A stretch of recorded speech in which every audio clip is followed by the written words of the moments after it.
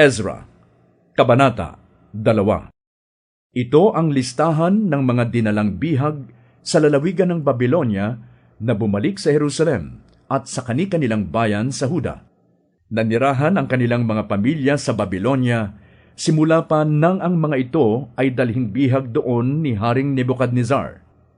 Sa kanilang pagbabalik, pinangunahan sila nina Zerubbabel, Josue, Nehemias, Seraias, Realias, Mordecai, Bilsan, Mispar, Bigvai, Rehum, at Baana.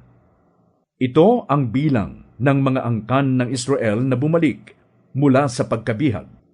Ito ang listahan ng mga angkan ng Israelitang nakauwi.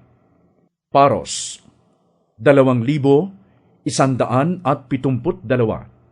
Sefatias, 372. Ara, 775. Pahat Moab, sa mga anak nitong sina Jeshua at Joab, 2,812. Elam, 1,254. Zatu, 945. Zakay, 760. Bani, 642. Bebay, 623. Azgad, 1,222. Adonikam, 666. Bigvai, 2,056. Adin, 454.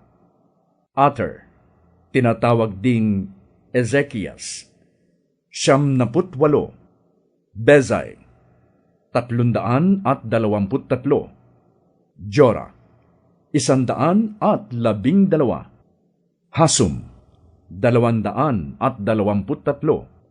Gibar, 75. Ito naman ang listahan ng mga angkang nakabalik na nakatira sa mga sumusunod na bayan.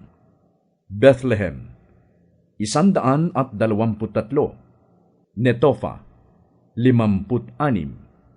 Anatot, 128. Asmavet, 42. Jearim, Kafira, at Birot, 743. Rama at Geba, 621. Mikmas, 122. Bethel at Hai, 223. Nebo, 52. Magbis, 156.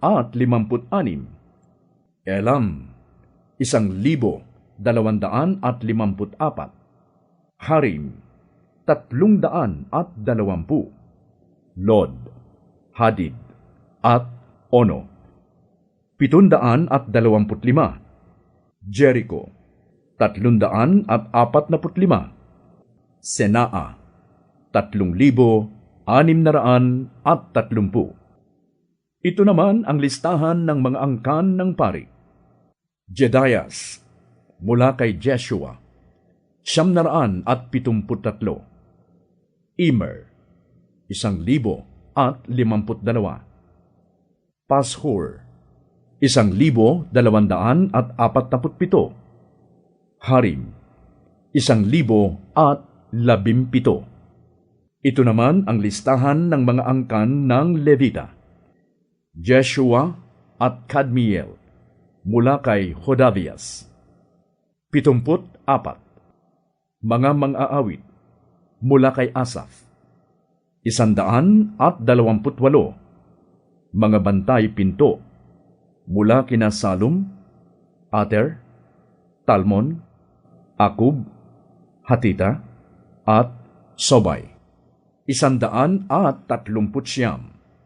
Ang mga manggagawa naman ng templo na nakabalik mula sa pagkabihag ay ang mga angkan nina Ziha, Hasufa, Tabaot, Keros, Siyaha, Padon, Lebana, Hagaba, Akub, Hagab, Samlay, Hanan, Gidel, Gahar, Reaias, Rezin, Nekoda, Gazam, Uza, Paseya, Besai, Asna, Meyunim, Nefisim, Bakbuk, Hakufa, Harhur, Bazlut, Mehida, Harsa, Barkos, Sisera, Tema,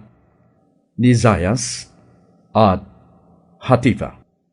Bumalik din mula sa pagkabihag ang mga sumusunod na angkan ng mga lingkod ni Solomon: Sotay, Hasoferet, Peruda, Jaala, Darkon, Gidel, Sefatias, Hatil, Pokeret Hazebaim, at Ami. Ang kabuuang bilang ng mga nagmula sa angkan ng mga manggagawa sa templo at ng mga lingkod ni Solomon na bumalik mula sa pagkabihag ay 352. May 652 na buhat sa mga angkan ni Delias, Tobias, at Nekoda ang bumalik mula sa mga bayan ng Telmela, Telharsa, Kerub, Adan, at Immer, kahit hindi nila napatunayan na sila'y mga Israelita.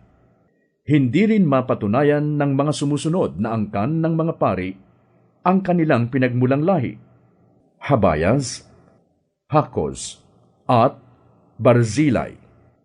Ang kauna-unahang ninuno ng angkang ito ay nakapag-asawa sa anak na babae ni Barzilai na Gileadita, kaya't ang pangalan ng kanilang angkan ay mula sa pangalan ng kanyang biyanan. Hindi sila ibinilang na mga pari sapagkat hindi nila napatunayan kung sino ang kanilang mga ninuno. Sinabihan sila ng tagapamahalang Hudyo na hindi sila maaaring kumain ng mga pagkaing handog sa Diyos hanggang wala pang pari na maaaring sumangguni sa Urim at Tumim. Ang kabuuang bilang ng mga bumalik mula sa pagkabihag ay 42,360. Ang kanilang mga utusang lalaki at babae ay 7,337. Ang mga manunugtog na lalaki at babae ay 200. Ang mga kabayo ay 736. Ang mga mola ay 245. Ang mga kamelyo ay 435. Ang mga asno ay 6,720. Nang dumating na sa templo ni Yahweh sa Jerusalem ang mga bumalik mula sa pagkabihag, ilan sa mga pinuno ng mga angkan ang nagbigay ng kusang loob na handog upang gamitin sa muling pagtatayo ng templo sa dating kinatatayuan nito. Ibinigay nila ang buo nilang makakaya para sa gawaing ito, at ang kabuuang naipon ay 500 kilong ginto, 2,800 kilong pilak, at 100 kasuotan ng mga pari.